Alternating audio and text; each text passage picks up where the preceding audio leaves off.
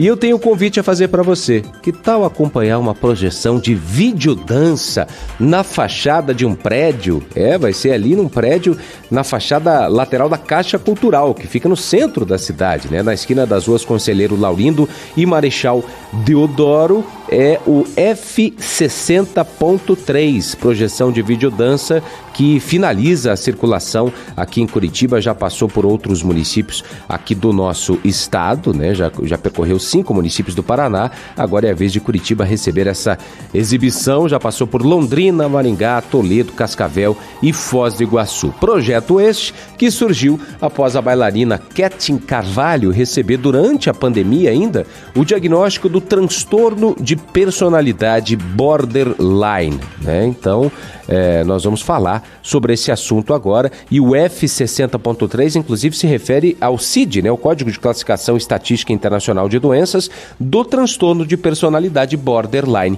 E na linha com a gente, a bailarina Ketin Carvalho, ela que criou esse projeto, né, que passou por todo o estado, finaliza a sua passagem por Curitiba hoje à noite. Ketin, muito bom dia, obrigado por atender a CBN. Bom dia. Eu que agradeço pelo convite. Ketin, a gente está no mês especial, né, quando se fala muito em saúde mental. Inclusive, nós já falamos em inúmeras reportagens sobre esse tema, né, fundamental, o mês de prevenção ao suicídio, ao mês em que se fala sobre saúde mental, a importância de buscar ajuda quando você não está muito bem. E o transtorno de personalidade borderline é um transtorno também que afeta e muito a personalidade e é preciso falar sobre ele também, até para quem nunca ouviu falar sobre o borderline. Eu queria que você explicasse, antes da gente falar da projeção, né, que é o foco da nossa entrevista de hoje à noite, sobre o transtorno. O que é o transtorno? Eu acho que, né, quem pode aí estar explicando melhor, assim, são, né, minhas médicas, mas desde quando eu fui diagnosticada, que faz pouco tempo, então ainda eu estou, né, nesse processo de descobrir sobre o transtorno. Faz 1 ano e meio, mais ou menos, que eu fui diagnosticada, e o transtorno de personalidade borderline, ele afeta muito, né, ele faz parte da minha personalidade.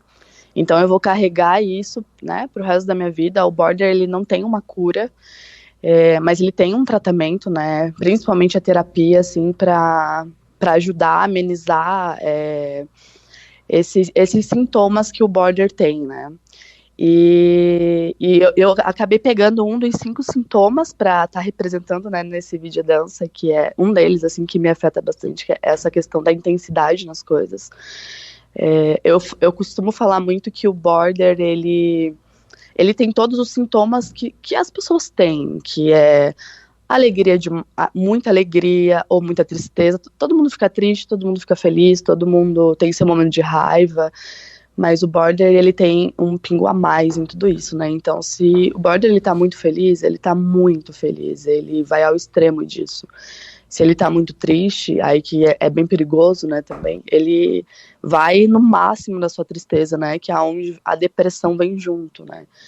E se ele tá naquele momento de muita euforia também, que é muito perigoso, ele pode cometer coisas perigosas também, né, como automutilação, até chegar ao suicídio, né.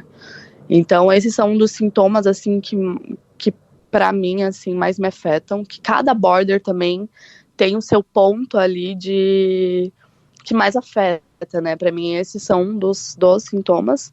E tem o vazio também, um vazio existencial, assim, que parece que nada é suficiente para preencher esse vazio. Então, esses são um dos sintomas que eu consigo ressaltar, assim, melhor.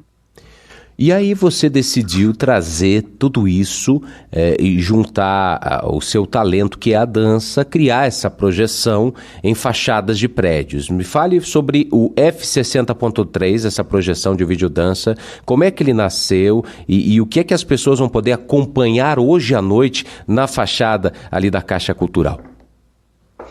Então, o F60, ele veio muito desse lugar quando eu estava entrando quando eu fui diagnosticada, quando eu estava quando eu comecei a fazer meu tratamento, né, quando eu comecei a fazer terapia, quando eu comecei a tomar remédios também para amenizar os sintomas, e eu estava muito perdida, né, logo após, assim, a pandemia, então eu pensei, né, eu sou bailarina, eu sou artista, eu trabalho com isso, e por que não eu colocar tudo isso aí, né, na arte, jogar isso para arte, para eu tentar me aliviar um pouco. Então foi aí que foi criado, né, a ideia de realizar isso no audiovisual, juntar o audiovisual com a dança, para poder ser bem acessível ao público, né, que eu acho que é pouquíssimo falado sobre transtornos mentais, principalmente sobre borderline.